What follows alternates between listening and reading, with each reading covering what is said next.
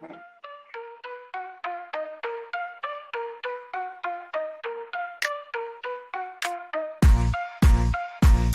the dial up, turn it loud. Miami's pride, make us proud.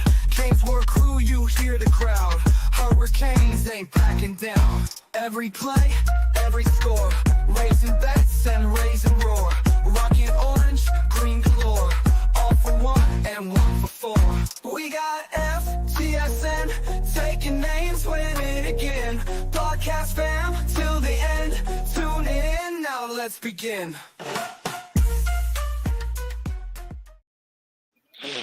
Hello and welcome to the CanesWear podcast, August 28th, 2025. 3 days, basically 71 hours or so, I think, from the opening kickoff for the Miami Hurricanes. And I don't know if anybody in this crowd knows, but there's a big game on Sunday. If you don't know that, you're probably on the wrong channel. So the cooking show is on the FTSN channel on the other show. But this is the CanesWear podcast by the FTSN network. We're live. We got an amazing panel today. Thank you for everybody for joining us. Remember, we're sponsored by CanesWear and CanesWear.com. It's an orange out. Tons of orange in the store. Orange number 1 jerseys. Orange number 24 jerseys. Orange, orange, orange. Jeff has been stocking orange like crazy. So orange is the new championship color. So without any further ado, we got a phenomenal show today. I got a great cast. I got Gio. How we doing, Gio? I'm doing phenomenal. Just wrapped up an hour and a half with Amon on Who on Smoke. We're about to go for more here on the CanesWear podcast. It's almost game time. Let's go. All right. We got Mondo here. How we doing, Mondo? Hey, what's up, guys? Good evening. Are you ready or what? 3 days? We're ready, Mondo. 3 We're ready. days to kick off? You ready or what? Let's go. We're ready. We got a famous I Hate Football podcast live here with us today. What's going on, guys? Good to see everybody, man. What's up? And we've also got a special guest. My son Garrett is, as you all know, around the store and everything like that. He is here joining us today, too. Hey, Garrett. Garrett, what's going on, buddy? Garrett. Excited. So we've got a lot of people on the board. We're going to get to your questions and comments in a moment. I see we got who do we got? We got Zach there. We got Jake. We got Juan Manuel. We got Blue. We got Todd. We got the Duck is here in the house. Who Wants Smoke is here, of course, and Gio. So we're going to get to all the comments in a minute. Before I get to those guys, what's the most exciting part about today? 3 days away. What are you feeling right now? I'll tell you what, this week has gone by slow. I am so grateful for that I have an event tomorrow, so it's going to make it go faster. Saturday, there's a bunch of parties that I'm heading out to and everything, private parties, public parties and everything for preparation for this game. I'm just excited that like the weekend is almost here. Like now it's going to go by like a breeze to game time. Absolutely. So that's what you're excited about, Gio. Yeah, All right. Well, here very quick now. All right. Well, good stuff. So it's guys, what are you most excited about? The 3 days in. Forget day before the game. Right now, what's on your mind about the game? The game week. No, have at it, Will. Go ahead. Man, look, for me, I'm glad that it's game week. The talking is over, right? The speculation is over, right? The opinions and you know all that's done, right? All these people now talking and you know giving their opinions, and Carson Beck's not this and Mario's not that, and you know even like the Georgia fans getting involved. Oh, Gunner, we're better off with Gunner Stockton. You know, like it's done. You know, we're 72 hours away, less than 72 hours, I think, at this point. You know, it's time to strap them on, man, and let the pads do the talking. So I'm ready. I'm ready for game night, man. I'm just ready to see it. That's a great point, Will. It's been it seems like it's been forever, the wait for this game. It seems like, we're like, okay, we're now 40 weeks, 50 weeks. It just seemed like, we knew this game was coming for so long, and just so much excitement built. And now we're here. It's almost surreal right now. It's like slow motion. Everything's coming together. Everyone's coming to town. People, the Notre Dame tweeters or posters on X are going like, I saw some guy we got 8 defensive tackles. You're never going to get by us. We got 8 defensive tackles. And Gio says, wait a second, 8 to 10. We've got a legendary player. We got one of the great running backs of all time here. And I think Jeremiah Love is it Jeremiah Love? It is. Yeah, I think he was calling himself that in that. It's like they got everything. It's like our quarterback is the worst quarterback in the ACC. Forget that he's 25-3. We'd rather have a guy that never thrown a pass, who has no bad habits, over a guy that's 25-3. I mean, these guys are cracking me up. So, I mean, I feel really good about this game. Really good about this game. I mean, Mondo, I want you to know, if I was a betting man, okay, I'd be going very deep on this game. Just want to let you know, a hint. I had taken a little respite from Hard Rock and all that, but let's just say there's some funds in there ready for this game. We'll get to that. Absolutely. But what we're most excited about, we're less than 3 nights away. I mean, at this time on Sunday, hooting and hollering will be all at the game, and that's it. I mean, all the talk is pretty much over. Notre Dame fans and some of their media people are chirping online, and they think it's going to be easy. They still keep harping back to our defense from last year, and as we know, I mean, yeah, props to them. They made the Natty last year, but that's got nothing to do with this game this Sunday. Absolutely, and we're 6-0, like we said. And the last, like Will said, 6 in a row for us. We've got, what do we got? A 6-game winning streak as well at home. Sure. I don't know, but I'm calling it right now. 58 games. Watch out. That we're coming for it. I mean, that atmosphere Sunday night's going to be insane. So, I mean, I don't want to tell you guys that. So if they do knock us off, hey, I said it a couple of weeks ago, I'll tip my cap, because I know that from hearing from a lot of people, Gio and others, that staff's got them ready. I mean, they're locked in. I've heard Mario this week on the radio. He's like tunnel vision right now. So that team, veteran quarterback, they're ready. They are defense, secondary.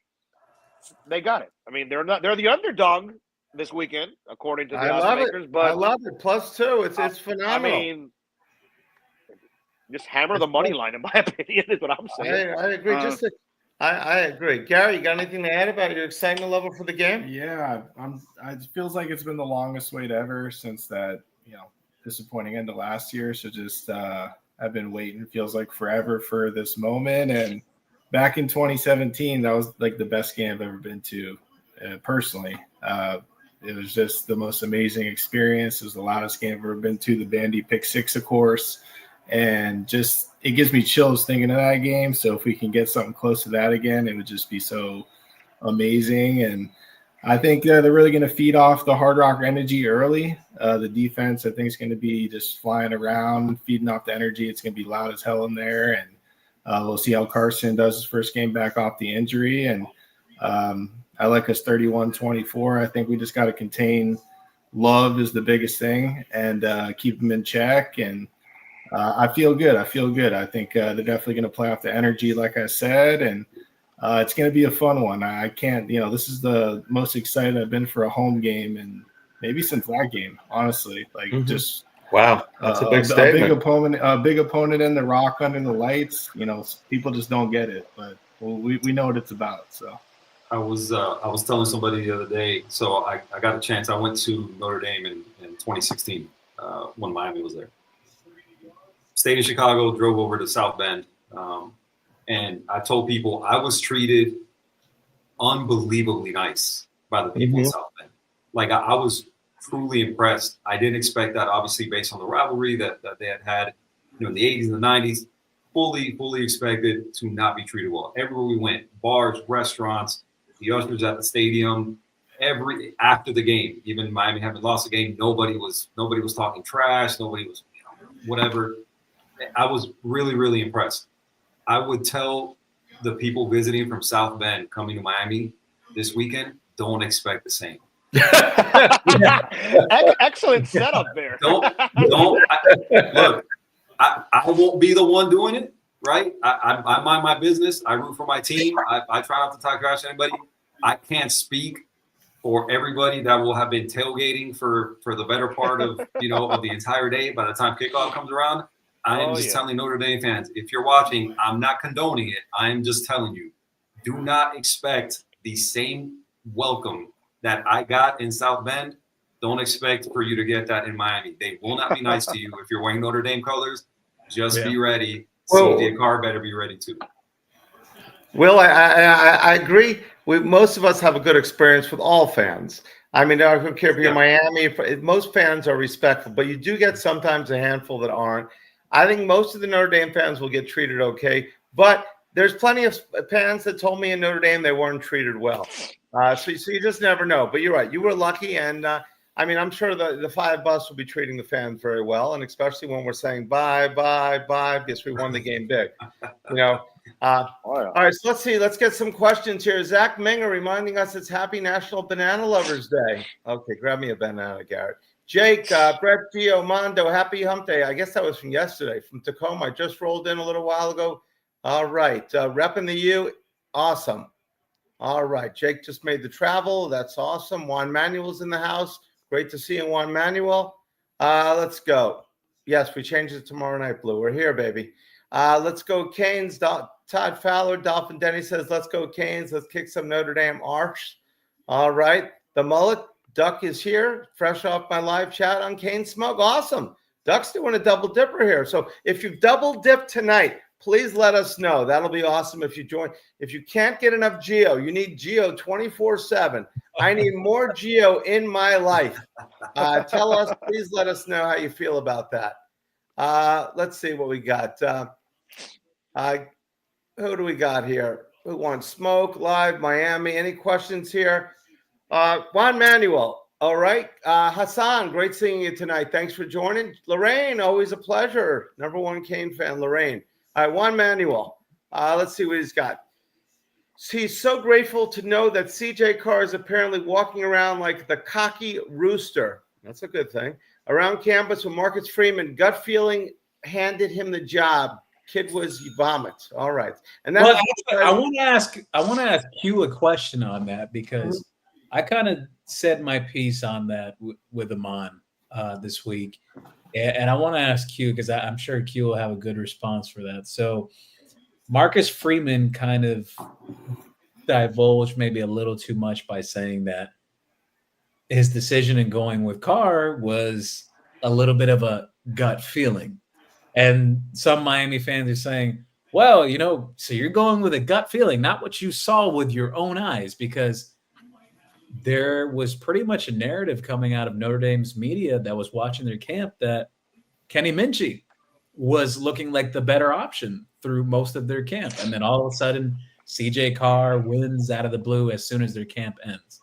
Do you think it was misdirection from Marcus Freeman and the Notre Dame coaches, or did this guy really just pick a quarterback off of a gut feeling? That's kind of scary. I'll be honest with you.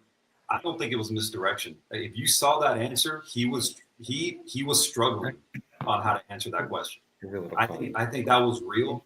I don't think he was making it up. If he was making that up, he's a hell of an actor. I think he was truly, you know, just shooting from the hip on this one.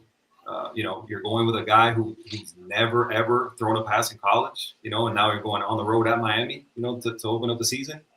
Listen, I don't know if that says more about, you know, CJ Carr or does that speak louder about a kid like Kenny Minchie, who obviously isn't the most experienced guy either, right? He's thrown 4 college passes. I think most people expected, you know, Minchie to start again, even with his limited experience, a guy who's, you know, he's a whole year older, and you know, he's again, not a lot of experience, but again, a guy who's at the very least older, right? And so, you know, to me, man, I think if he had to do again, I think he would answer the question differently, because I guarantee you that for everything that Miami fans were saying about that and read into it, I would imagine the Notre Dame fan base probably wasn't super thrilled to hear that about him. I had never heard Marcus Freeman, you know, answer a question the way he did, and it was really telling to me to hear it. I don't think it was an act. I don't think he was misdirecting. I think he truly shot from the hip on this one. But I think if he had to do it over again, I don't think he would have answered the question the same way. Because again, it was a really odd answer to the question. And I think you could have listened. You control that narrative. you can answer that question however it is that you want, right? Everybody does, right? You tell them, if you tell the crowd of reporters that the sky's green, then you can probably convince them that the sky's green, right? Like, you control that narrative, you control however it is you want that message to come out. And for him to answer it the way he did and seem really truly like he was going back and forth, he was stumbling over his words, he couldn't really formulate the sentence, and then at the end he was like, "Oh, I just went with my gut." I was really, really surprised on that one, and it kind of makes me think that if CJ Carr gets in a position, where he's going to struggle, I think he'd probably get a quick hook for some reason. It just kind of makes me think that way. That I think him struggling is going to make him think, man, I shouldn't have shot from the hip. I should have gone better than a gut feeling. And I don't think he'd hesitate to pull him if he thinks that, like, at halftime he's down and the team needs a spark. I could see that change come at halftime. Yeah, I mentioned that this week, that I wouldn't be surprised if Miami sees both of Notre Dame's quarterbacks, because I look back to how their offense was last year. Riley Leonard, a lot of power game, read option, that sort of type of offense. You look at CJ Carr, he's not really that type of quarterback. Minchie, more of dual threat type, can handle some of those capabilities for the offense. I could see that being a wrinkle being thrown out there, even if he doesn't get the start. Like, he's not getting the start, but I could still see him being out there in that game situationally, just because what they were comfortable doing just a year ago. I could see that. Yeah, I think they're going to have to walk that line between, okay, he needs reps, right? He's got to kind of settle into the game. He needs reps. We have to establish that confidence, with him.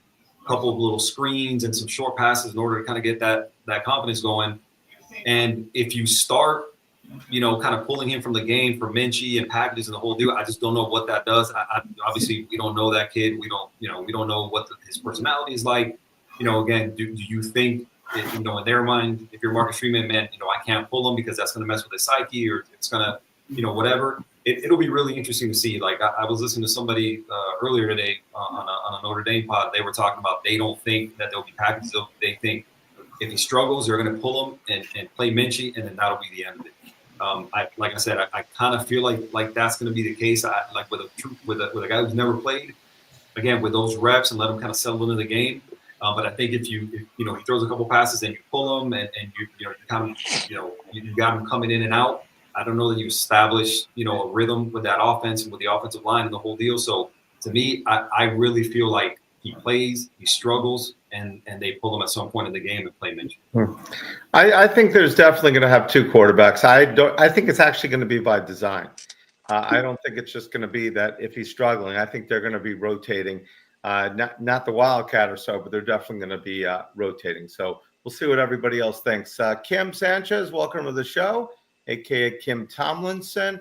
Let's see. There it is. First comment of the day, Hassan. It's the 9:34 mark. Mondo's Guns.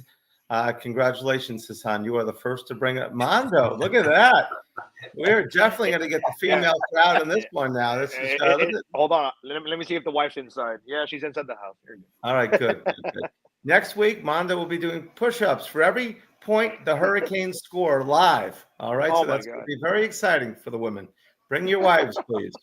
Let's see what we got here. Blue, thank you, Blue, with the gambling tip of the day. All three season openers under Marcus Freeman have gone under the total by 11, 4.5, and 27.5 points. Interesting. Wow. Blue, I didn't know that, but I did take the Hurricanes in the over in this game. Let's see. Gio Kane. That's not you, Gio, right? No. All right, we got Gio Kane here. I just took Miami straight up. Forget the points. I like it. What is that? Plus 110. Let's see. Notre Dame is blue. Notre Dame has lost each of its last 6 true road games versus top 10 teams, dating back to a 2012 win at Oklahoma. Included in that stretch is a 41-8 against Miami's a 3.5-point favorite. So we beat them 6 in a row, guys. Notre Dame's lost 6 in a row to top 10 teams. We are playing at home in front of 60,000 screaming fans. They have a first-time quarterback, all right, that's never thrown a pass. The other guy's thrown, 5 passes. And then we got a quarterback that's 25-3 against what most people think is the best conference. So that makes sense to me that Notre Dame should be a 2-point favorite. Don't you think so, Mondo? There you go. Exactly. Naturally. That's how bad our defense was last year. Exactly. They're judging us on last year. Yeah. Paulie, welcome to the show. KB said, get your popcorn. We're talking about the wide receivers. That's Kevin Beard. Earlier in camp, and Mario looks the most relaxed he has been. Let's go, Canes. I agree on that. Mario does look relaxed. I mean, and he has to know it is a make or break year. I don't think Mario's in jeopardy being fired, but No. but Mario doesn't win 10 games this year. You got to say it's a disappointment. Wouldn't you agree, guys? Yes. Yes. Wholeheartedly, yes. I mean, he's got to win 10 games. Roster. It's the most complete roster, well balanced in over 20 years. Yeah, we've talked about it for weeks. Barring a significant injury to Carson Beck, there's no reason. With 8 home games, again, you don't play. I think I said it last week. You don't play Clemson unless you play them in Charlotte. You don't play GT, UNC. You can laugh. We haven't been GT last couple of years. UNC, you have 8 home games. You don't leave the state till what, November? Am I right, guys? Yeah. I mean, you've overhauled the roster. It's repetitive, but it's go time. It's just they're ready. Their roster is ready. Their roster is good enough. It's a playoff roster. You couldn't say that a couple of years ago. Nowhere near it. No, nowhere near. This is a playoff roster, guys. So anything less, I changed it up. I told you last time that it was anything less than making Charlotte. No, I flipped that. Anything that other than a playoff berth to me is a major failure. You need Charlotte in and a playoff, correct? You need the doubleheader. No, I changed it. No, forget about Charlotte. We got to make the playoff. Which you're gonna have to make Charlotte, obviously. So, yeah, that's where I'm at. Anything less than a playoff spot. Yeah, if you're looking at the 2 most talented teams in the ACC, I don't know where the conversation lies, where the pushback comes in, right? Right. It's Clemson and Miami. Period. Point blank in the story. Yeah. Are they guaranteed to make it to Charlotte? No, not necessarily. But based on talent, there should be very little competition, in that conference, right? Louisville should be pretty good. Georgia Tech should be pretty good, right? But none of those teams should be what Clemson is. None of those teams should be what Miami is. Like this is the year, just like Gio said, the best, deepest, most talented roster they've had in over 20 years. This is it. You got a guy like Carson Beck. And I was talking to somebody about that the other day, man. If you look at where we were before game 1, same point, 3 days before game 1 last year, would anybody push back on the fact that we're in a better position? Now, listen, I know what Cam Ward turned into. But today, 3 days before the game, we're in a better position than we were last year with Cam Ward at the start, 3 games before the season started. I agree. Oh, yes. I agree. I agree with you 100% because I remember even in the spring last year, I left the spring practices last year before the season thinking to myself, man, they really need to address the safety position. That didn't happen. Mish Powell ended up playing safety when he was really a nickel. Miami lacked athleticism and length and speed at the safety position, which should never happen at Miami. Miami traditionally has great safety play. They've sent countless safeties to the NFL. They only had one guy in the cornerback room that you can make the argument is the only one worthy of playing on this year's secondary. They've entirely overhauled that whole thing. So I'm with you that I think Miami's in a better position because they're back.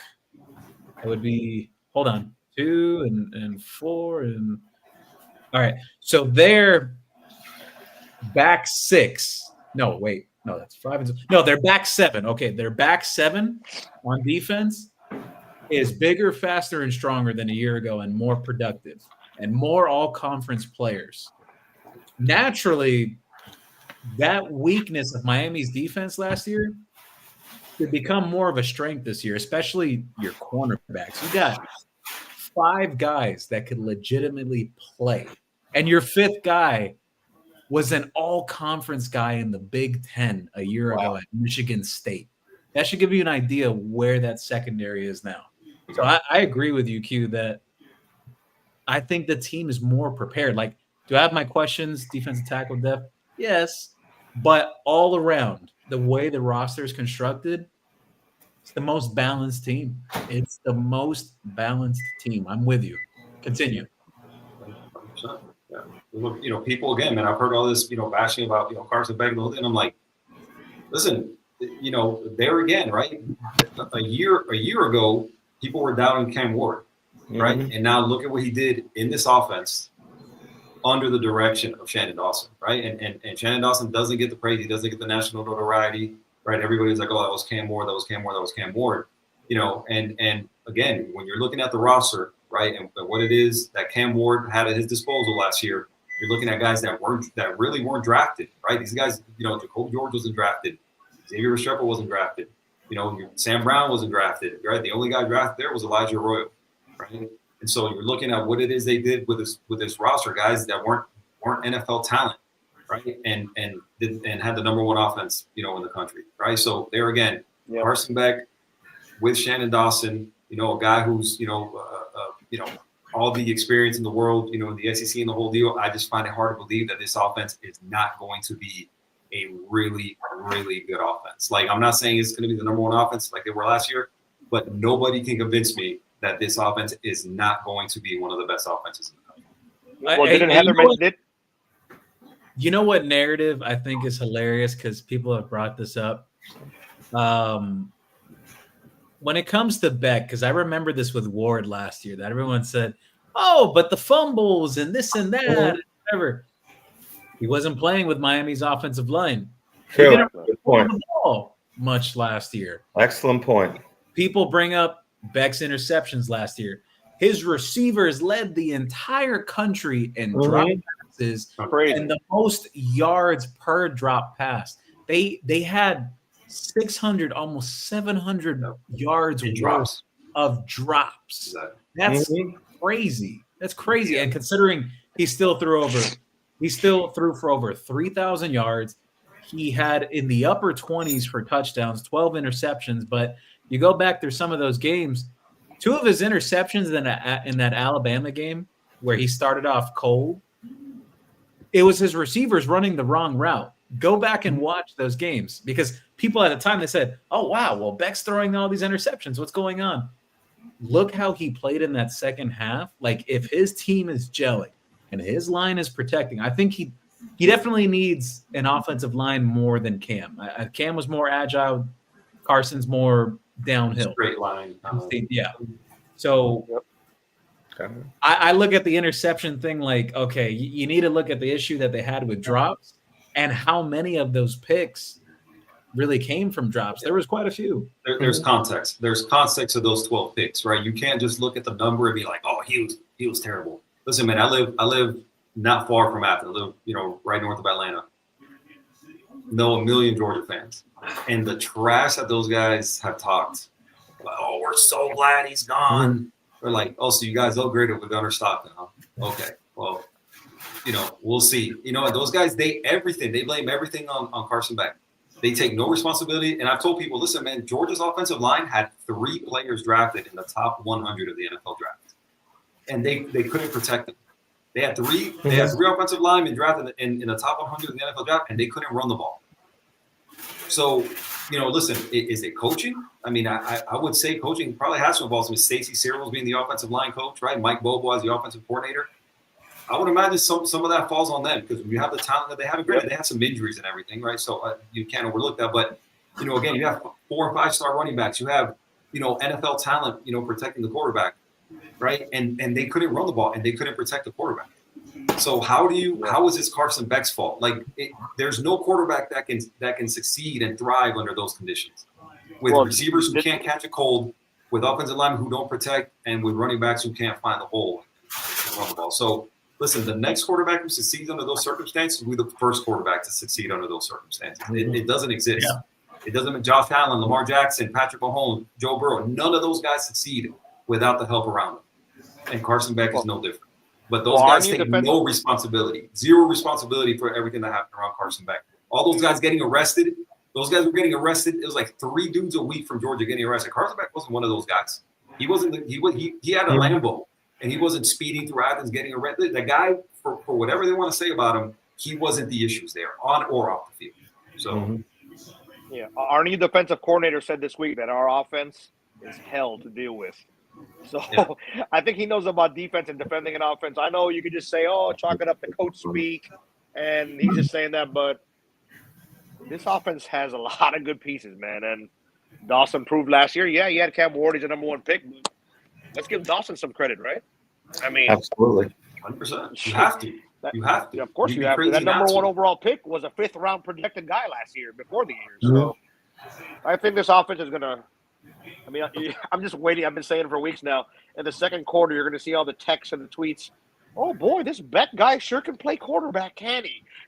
People keep harping on the fact we picked up a slug at quarterback that's never played before. Well, we're like playing. you mentioned Georgia. Sorry, Like go you on. mentioned the Georgia fans. Of course, because he's gone. But if he was still there, they'd be talking about him like he was prime Tom Brady. Of course. It's just fans being fans. You know how it is. But you guys forget he was sitting behind Carson Beck. Well, Carson Beck started. Like, they went into it in an open competition. Carson Beck beat him out to start, and Gunnar Stockton was a more highly recruited guy. I'm curious to see how they do this year, because their quarterback didn't show me not a damn thing late in the season last year. I don't see anything. That's what I tell these guys. That's what I tell you guys. I'm like, how do you guys think you upgraded? I don't understand it. I don't get what you guys are looking at. Like, listen, you can be mad he left. Cool. That's fine. Just say that. But miss me with we're better off with Gunnar Stockton. Listen, Gunnar Stockton is a better runner. Yes. But a better passer of the football than Carson Beck? Absolutely not. Not even close. Not happening. Yeah, I definitely think I've had these since the schedule came out. I've had this circled. I think, obviously it's a much more balanced team. Everyone knows that. Defense is going to be way better. It can't be worse, obviously, but yeah, it's going to be way better. I think this year is going to come down to those last 2 road games, Pittsburgh and Vatech. I mean, you can just see it already. We're going in, we're chugging along, and it's going to come down to those 2 cold road games, which scary sometimes. So personally, I think that's where we're going to be right there, and we're going to have to go get those 2 games at the end of the year. So I could already see it. And those 2 road games against teams that they traditionally don't necessarily dominate. Right. Because they Virginia Tech, since the Big East days, they've had trouble with them, and Pitt is not at all a cakewalk when they. No, we saw the VT game last year. The VT game was an absolute barely beat them, right? That call there at the end, right? Yeah. And they've always had trouble against Pitt, especially in Pittsburgh. Correct. I got to tell you guys, that was an awesome experience. The play happened right in front of me on the sidelines. That was wow. Exhilarating. That replay took like 20 minutes, dude. It felt like an entire hour, that replay. And you could see the expressions. I was on the other side of the field. I thought they were going to screw us. I was on my hands and knees in the aisle. Like, they had to pick me up off the ground. I thought we had lost. I was like, oh my God, we lost. I'm with you. I was like, there is no way that we get this call. Right. There's no way we get this call. Exactly. Our guys ran out of the end zone. It was over. And then it was the most up and down feeling. One last thing on Beck that I want to bring up. I mean, we're again a guy that we're playing as no pass. So maybe he lights it up. Maybe he has a great game. I don't think anyone thinks that Carr is going to be the reason they win this game. Okay, but last year, opening game against the team that won the ACC, right? That was that won the ACC championship game. Georgia, 34-3 over Clemson. Beck, 23 for 33, no interceptions, 2 touchdowns against a good Clemson team. Now, I don't remember, when was the last time the Hurricanes had a quarterback that played that well against Clemson? Yeah. It's been a long time. The day before this guy, that was his non-conference game, not the Floridas, the Alabamas, the Mississippi States, the Texas A&Ms, all those teams. You think about it, 25-3. I mean, I'm so pumped about it. Obviously, we're going to know in 3 days. We're going to know at this time in 3 days. It's going to be probably third quarter, and we're going to know what we have. Juan Manuel, how much will Notre Dame miss Watts Bell, hawking, and communication skills? Will it affect Aiden Schuler and be exposed? Oh, he's talking about Xavier Watts. Okay, there we go. Yeah, that's the safety. He won the starting safety job for the Falcons in Atlanta. Yep. This preseason. Yeah, so he had about I think he had 6 picks last year. Yeah, the Notre Award winner, I think. That's a huge loss. If I'm not mistaken. Yeah, he's that's legit. a massive loss for them. They replaced him with Jalen Stroman, a transfer from Virginia Tech. Tech. Yep. We'll see how that works for them. Their other safety, the kid from last year, Aiden Schuler, he was talking trash recently with the media. Actually, this week he was saying that that it's going to be a home game for Notre Dame. I know these people. I saw that quote a little while ago. Our 5 fans are going to show up. They're like taking the whole Panther thing and running it with our 5 fans. It's all going to be Notre Dame. It's going to be a 50-50 crowd. Well, because the game is, some people say, the game had 1,000 tickets left. That game will be. I mean, there will be some Notre Dame fans there, but I think 70-30 is the split. You think 70-30? All right. So let's see what happens. Norman, I think I'll put it to you this way, because of the amount of people that I know that are coming in from out of town. But I think personally, everyone remembers what 2017 was like and the stories that have come out of it. And people were kicked themselves that didn't go to that game. They said, I'm going to this one. Exactly. I'm not missing this moment. I'm going. You can't miss. This is a can't miss game on the schedule. Norman, welcome to the show. Notre Dame could use 2 QBs just to give Carr a decent chance. He is good with his legs, but I think he'll be running for his life. I agree. Our ends, if Notre Dame thinks they're 8 deep on the DT, I think we're 8 deep on the defensive end. I mean, we've got quite a bit. 6 or 8 guys are going to be coming at them all game. Notre Dame's left tackle is about 6'3" or 6'4", actually. I made a prediction earlier with Amon. I don't think necessarily one of the starters like Bain or Mesidor. I think Marquise Lightfoot is going to put his stamp on this game. Marquise Lightfoot, all right, player. I'd like to see it. One manual. Let's see. Something about NIL math. The forecast is rain on Sunday. It gives our defense an advantage. As good as Love is, he won't be able to get his footing to cut back, reverse, even with the passing game. What are we thinking about that? I remember years ago, Freeman McNeil came down to the Orange Bowl, I think it was, against the Dolphins in the playoffs. Don Shula watered down the field. It rained, and he could not get his traction. That's a long time ago for you old timers. That's the A.J. Dewey 3 interception game, if anybody remembers it. You just had everybody watching on Google right now, trying to find that. The Dolphins went on to play the Washington Redskins in the strike year and ended up losing that game, but had the lead in the fourth quarter. So anyway, the thought is, how do we think the rain is going to affect this game? Oh man, I know Saturday. The game's on Sunday. Saturday's supposed to be like 94% chance of rain the last I looked. Sunday, as we know, South Florida can change here and there. They're talking about in the 80s as far as percentage-wise as rain.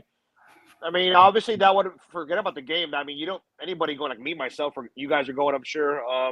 Tailgating. That would kill the whole tailgate vibe, obviously, if it's raining from 2 or 3 to like 7 o'clock. I mean, it would. But you can't control that. But the good news is CanesWear is undercover, so you can just spend all day. Even sitting on the side is undercover when you're waiting in line. So hopefully the rain is going to affect. I mean, we have a running game too. I like an experienced quarterback in the rain versus a rookie. Same.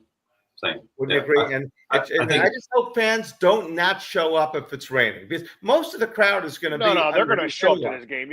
Yeah. People are going to show up even if a tornado was running. That's what I mean. This is 100%. One game that it doesn't matter what the weather is; they'll be there. Trust me. Hey, listen, if it was like Bethune-Cookman at 12 o'clock or something, I'd be like, man, there's going to be nobody there. But Notre Dame, first game of the season, 7:30 kick, national televised game, is going to be wild. Listen, Ian Book the other day was on an interview with the guys. I think it was ESPN, and he was telling them that.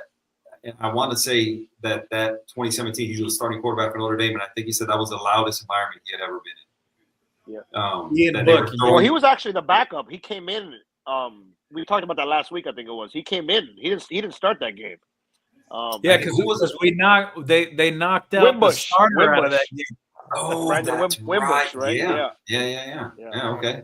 Yeah, but he said he was like, and I think somebody said in the chat earlier, I think he was saying that they threw like a beer bottle through, and broke the window like in the van or something like that. Like I'm telling you, like do not expect to be welcomed, nicely and cordially to Miami, Notre Dame. And I'm telling you, if you're CJ Carr and you want to buy that dude was talking about, like, oh, it's going to be home field advantage, it's going to be 50-50, whatever. I hope you buy that. I hope you believe that going in. I really, really hope you listen to that and eat up every word of that, because I'm telling you, you're so wrong. You're going to be so mistaken on Sunday night when that game kicks off. Believe that. Gio Carl P is asking at Who Wants to Smoke. You said on your show you were texted about 2 reclasses, and you haven't said anything about that. Yeah, I responded to him. I responded to him in the comments. All right, great. Okay. Q pulling double duty as well. Awesome, Russ. Yes, he is. We've got all the celebrities here tonight. Play by the Ruiz. Put up or shut up time. Canes have to take it to the Irish. No doubt about it. It is put up or shut up time. This game obviously does not determine our season. It is a non-conference game. Correct. This game does not count in the ACC standings, even though Notre Dame is in and out. But we need this game. We need to start off. We need to come on strong. This is a must-win game for the Canes. How much can you curl, Mondo? We're asking. What's your max? Mullet Rum wants to know. The Duck wants to know what you can curl. The Duck wants to know what your max curl is. Let's get the weights down now and see if we can do it live. Mondo doing it live. I only curl beer these days, so. Those 12-ounce curls are the best ones, man. 12-ounce curls are the best. Exactly. He's going to be curling the 12-ounce one next game. If the Canes, whatever the Canes score, if we score 48, like I think, Mondo's going to be doing 48 curls. Let's see. Well, Gio, Brett, and Mondo, 3, the customary Modelo beer, bottles at the Notre Dame, a little yellow team bus. All right. Juan Manuel has got his own show going on. Juan Manuel's rolling today, boy. He's rolling as well. I think that's the best comment of the night, because Q was just talking about that, how the last time Notre Dame was down here, some Miami fans apparently threw beer bottles and it went through the buses of Notre Dame's team bus. Yes, on the CanesWear podcast, the Smoke podcast, the I Hate Football podcast, and whatever's Mondo's got going 24/7. We do not go ahead and we don't condone that. We don't condone that type of behavior. We're not for throwing things. Peace and love. Peace and love. How electric is Canes Walk going to be? Oh.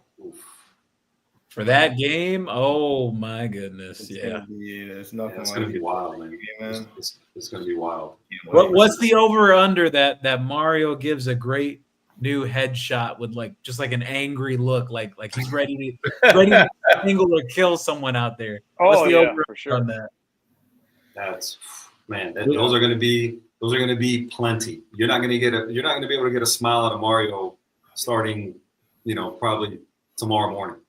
There's no more smiling. There'll be no more smiling until after the clock hits 0. All right, Lance in the house. Thanks for coming, Lance, joining the show.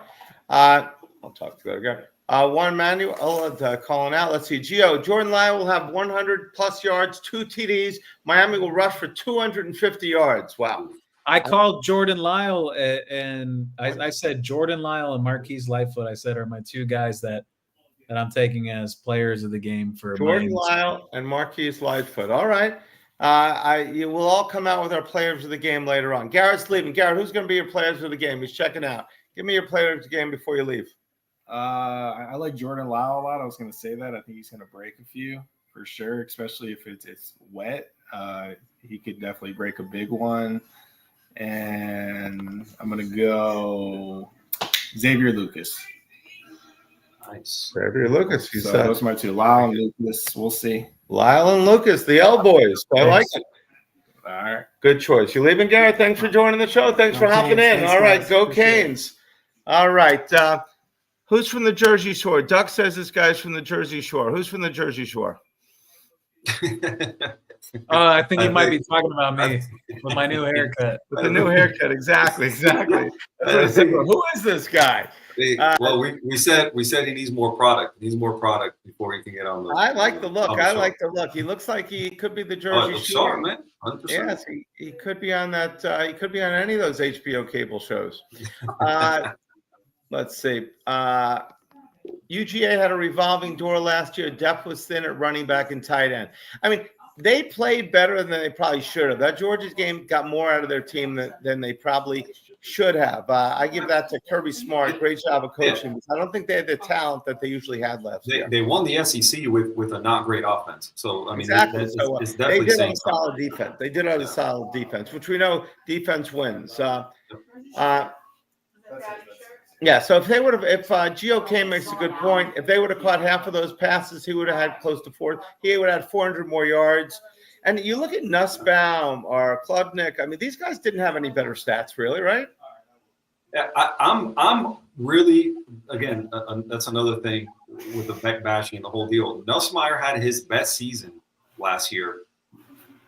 Beck had his worst season of his 2 starting years, and the numbers were basically almost identical. Identical, and Beck had a higher QBR than Nussmeier, and this was his bad year, and it was Nussmeier's good year that basically propelled him into he's going to be a top 5 pick in the draft. So that's the thing, I don't understand how we're processing these numbers and this information when we're comparing these 2 quarterbacks, and it kind of again I was going to bring that up when we were talking about Cade Klubnik. You look at Cade Klubnik's numbers last year. His numbers, he feasted on the not good teams. He was 0-3 against the SEC teams. Played his 3 worst games against Georgia, South Carolina, and who was the last in the playoff? I think it was Texas, if I'm not mistaken. Those were his 3 worst games. Like his numbers, the numbers were good as a whole, but when you look at where it is that he produced those numbers and who he produced those numbers against, they were always against the not good teams. The really good teams he played, he did not perform well. So there again, right? I mean, it just depends on how we want to process the numbers and how we want to compare them to other people. But again, I'm just really surprised at the jump that these guys have made, given what it is they've done or what they haven't done, I should say, when you compare them to a guy like Carson Beck. It's just really interesting. What's funny about Nussmeier, actually? Someone had asked the question to me and Amon earlier. And I compare Nussmeier to like watching a roller coaster. Like, it's a really exciting prospect. Yeah. It really is. But the highs are very high and the lows are very low with him. Yeah. I've watched 2 or 3 full LSU games last year. Fun, very talented. There's no doubt about that. But yeah, he'll go 3 or 4 plays where he looks like Marino. And then after that, he'll throw a pass like, "Yo, is that like Daniel Jones out there? Like, what just happened?" It's like this the whole game. It's weird. It's like watching a roller coaster. Yeah, and you're looking at the guy. And you're, to me, I wonder, is that what does Nussmeier do that's so just that stands out? Like, he's not a great athlete. Nussmeier's not a great athlete. Doesn't have a cannon for an arm. And granted, you take that for what it's worth, right? You don't have to have the strongest arm, but again, just for context, like he doesn't have a super strong arm or anything like that. The guy just he's decent arm, average athlete, doesn't do anything super great. So it just always amazes me here recently with all the Nussmeier talk and the whole deal. I'm like, I don't see it. I don't maybe it's just it's just me, but I don't see the hype. I'm not saying he's not good. But we're talking first pick in the draft good? Like, I don't see it. I'm sorry. No, it's and Mario was talking today that Carson has a big arm. I mean, it's just he does. Yep. I mean, it's going to play out. We can talk about it all day long. I think we'll see what's on the field. I think Carson is going to shock people, in my opinion. Lance comes up with a good point. The crowd will play a major role. That's the loudest I've ever heard a stadium the last time. That stadium is loud. It is rocking. And the fact that the fans remember it being the loudest stadium ever, they're going to try to outdo themselves, I believe. I think it's going to be that. It's not that if it was Florida State or Florida, it wouldn't be such talk about the crowd. The fact that in 2017, the announcers, the Notre Dame players all said it was the loudest crowd they ever heard. I think fans are just going to go there and scream and scream and scream the whole entire game. Kirk Herbstreit said that was the loudest he had ever heard a stadium. And that's saying something. And I think that's going to lead to our fans Everyone comes in the store. It was so loud last time. We're going to be so loud. So that's going to be exciting. Yeah, it's as always, guys. It's a big event town. The other day on the news, I know former players. Like I saw on TV, Lamar Thomas said he's going to be there. One of my probably my favorite receiver of all time. Randall Thrill Hill's going to be there. Randall, there you go. Thank you. There you go. Mr. Hair Gel just stole my thunder there. You see? I'm actually Mondo, stay glued to your phone. I'm going to have a great picture for you on Saturday. All right. All right. Talking. Porch King, great point. And I've heard this several times. Carson is very, very smart. I heard he is cerebral, and this is going to be a big advantage. I mean, this kid obviously has a lot of tools. He would not have been the starting quarterback for Georgia for 2 years if he wasn't. And he's big. I mean, he can run fast when he needs to. He's got a big arm, and he's smart. I mean, really, what else can you ask for? He's a better athlete. He's a better athlete than people give him credit for. Exactly. And Gio mentioned that he doesn't have the wiggle necessarily, right, that Cam, did. But if you line them up in a 40, Carson Beck would beat Cam in a 40. Yeah, I keep hearing. He would. And we always talk about in the NFL when a guy has, he's playing in a quote unquote contract year. In essence, he's playing for a contract next year, right? He's playing for totally great point. You think he wants to come in this season and play like shit? I mean, he's got all the. I mean, I know he's getting paid the big bucks here, but he's looking to get as high as he can in that draft. He's not coming here just to, get a suntan and just hang out for 6, 8 months. So he's looking 100%. To step up. He's looking to produce. No, there's, when I remember seeing Cam's dad at the store and when he first came before the first game, and I said, you know what? What's his name? All of a sudden I lost. Joe Burrow. Joe Burrow was an average quarterback that year with the LSU, the year they beat us. He was average. He would probably been a third, fourth rounder at best. All right. He played one more year. He was possibly the greatest quarterback in college history. Joe. And I'm sorry to interrupt you, Brett. Also, Joe Burrow has yet to not play with elite receivers.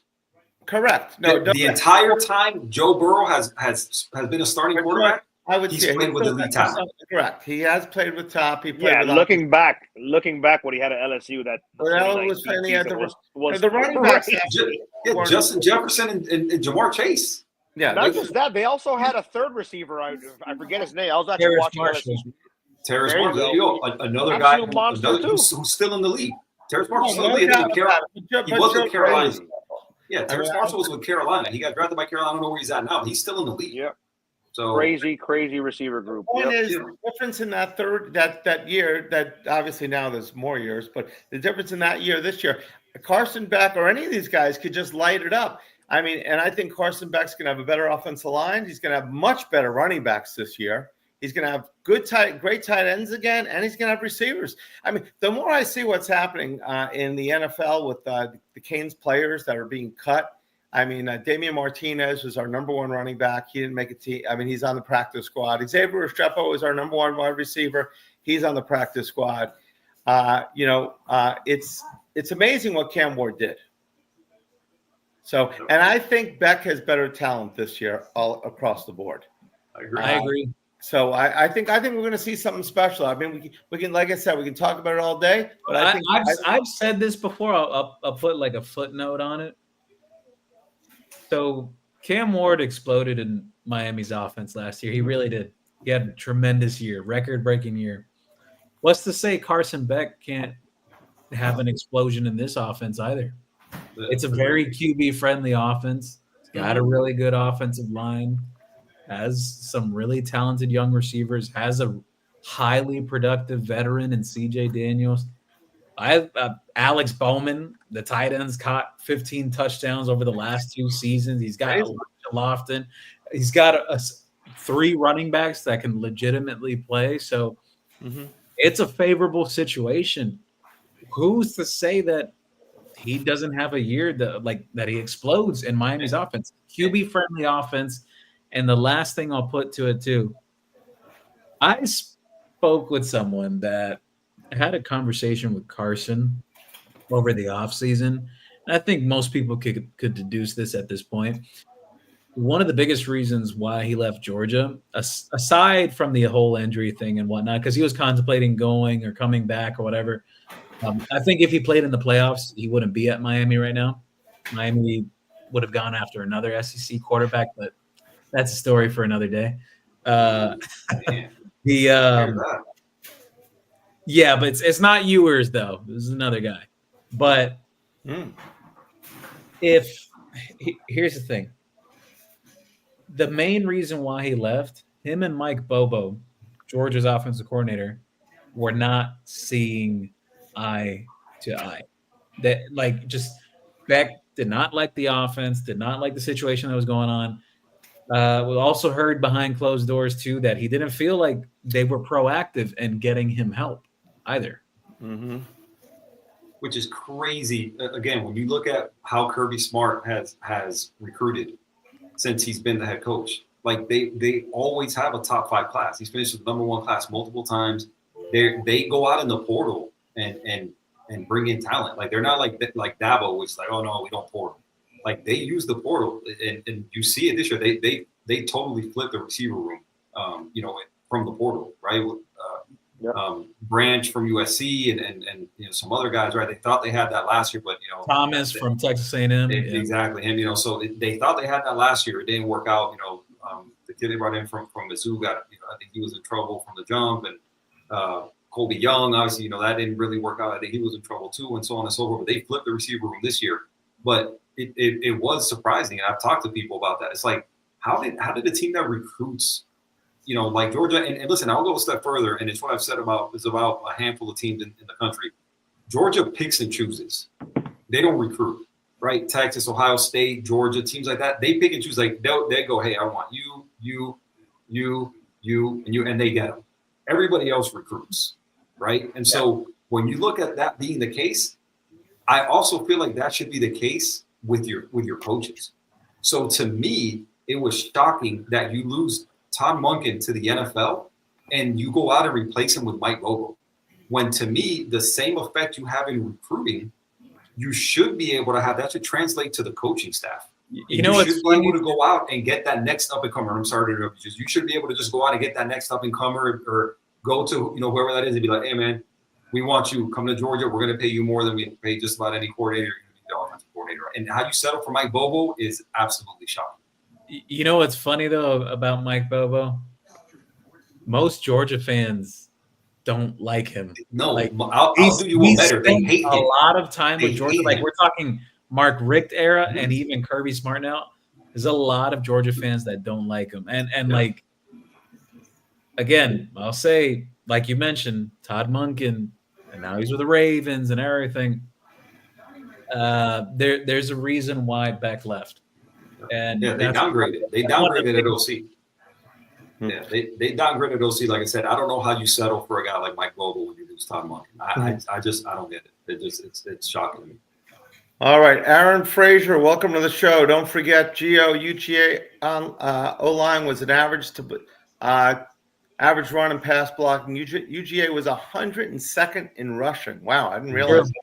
Beck UGA offense threw to try to run, to move the ball, and to score. So I didn't realize they were over 100th in rushing. Yep. Wow. Where were we last year in rushing?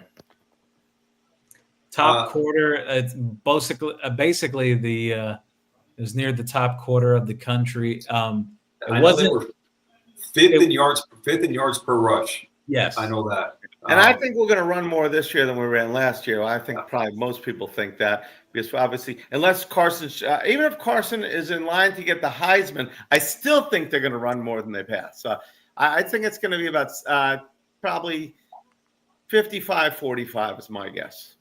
I could see that. So, all right, let's see. Carl P. Porch Kane saying UGS has a lot of thugs. I mean, that happens to great teams all the time. But I don't know if that's actually correct. You can't have nothing but choir boys. You need Miami has proven that over the years. They're national title winning teams. You can't win with a team full of choir boys. You need some dudes who are a little left of center, as they say. Absolutely. Yeah. Hurricane. Let's see who we got there. Who want the smoke? Let's see. That's you, Gio, right? Yeah. Okay, good. I can move right along. This is a Hurricane show. Hot take: Army will make the college football playoff this year.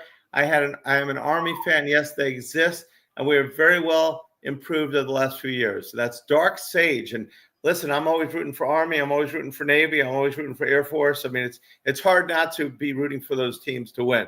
Oh yeah. Obviously, if they're playing us, they got to take a back seat. But which was the team that had the great season last year? Army. Army, yeah. Army. First of all, they have the coolest uniforms. Actually, funny enough, Georgia took a pass rusher from Army. They did that. Yeah. They were quite good last year. Let's see. It would be nice to see a service school to make it to the playoffs. That would be kind of interesting. Army just missed out last year, correct? Yeah, narrowly. Yeah. All right. Gio, are you believing the hype and Notre Dame is pushing as elite Eli, Oregano, or Ladon, 6'7", 250, and runs a 4.5? Is in his the tight end. Yeah, that tight end really hasn't produced yet. You know, I've seen Notre Dame fans try to say that their tight ends are better than Miami. I don't see how, in what world. Alex Bowman has produced 14, or it's either 14 or 15. I got to look at it again. 15. 15 touchdowns in his last 2 seasons. So what you're saying is all he does is score touchdowns like Chris Carter. Yeah, he's a threat. Tulane was a run based offense. So I mean, he didn't get a whole bunch of opportunities, but yeah, he had like 22, 23 catches last year, and was it Gio? It was about 12. 7 of them were touchdowns. 7 of them, yeah. Touchdowns. Yeah. So. Nice Irish for Life is here. Notre Dame fan, welcome to the program. I come in peace. Our Irish for Life, yes, we all can get along. Juan Manuel talking about USF blowing out Boise State. Is that game? I mean, obviously, we don't want to think about that game for a while, but that is sandwiched before Florida. 2 games after Notre Dame. Hopefully the Hurricanes, we got to get through this one, and then we can worry about, obviously, them after Bethune-Cookman. I'll put it to you this way. I'm not entirely too concerned, and I'm going to say briefly why. USF talked a great game a year ago. They got squashed by Miami. Miami's defense is better this year. I think Miami will handle business. I think USF will put up a better fight this year, but I just think Boise State losing Ashton Genty was a massive loss. Yeah. I think it's really evident to open up the season. They have no offense tonight. Absolutely. Lorraine, some of that game, they didn't look good. Who will be our top receiver this year? Let's go around the room. Who's going to be the top receiver this year? Top 2 for everybody. Top 2? Top 2 receivers. I'll go CJ Daniels. I've bought a lot of stock into CJ Daniels. CJ Daniels, and I'm on the fence between Malachi Tony or Josiah Trader. I'll probably go with Tony because of how the slot production is in Shannon Dawson's offense. I'm not mentioning tight ends, though. They just asked receiver. So, yeah. Absolutely. Mondo, who you got? As far as the receiving corps? Yes. The top receiver. Oh, top receiver? Well, I think the guy that's in a problem. I'm not. I guess you could say targets leader might be Lofton, but I'll go if you're saying wide receiver specifically. I'll go Malachi. Yeah. Gio mentioned it, man. I think the slot receiver is so prominent, in this offense that it's hard to pick against somebody who's going to be primarily in that position. Our reports are pointing them to Malachi Tony, obviously playing a prominent role. So it's hard to, kind of root against him. I like to believe CJ Daniels is healed up from whatever he had going on at LSU. Obviously, put the guy outside. I think he's gonna be a guy who's a target monster. And man, I think the last few weeks, a lot of people have just kind of, I don't know, they've forgotten about JoJo Trader, but I feel like it's, people really haven't been talking too much about him. Honestly, I think when it's all said and done, I think JoJo Trader, will be the leading receiver, followed probably. I'm going to go with I'm going with Malachi Tony as a second leading receiver, and I think C.J. Daniels will be there in some capacity, right? Maybe not as many catches, maybe not as many yards, but I think a guy who's going to figure prominently, in that role that Isaiah Horton played. So I think those two for me. I just continue to think JoJo Trader is really the truth, and I think he's going to show it this year. By the way, I got the stat of the night, Brett.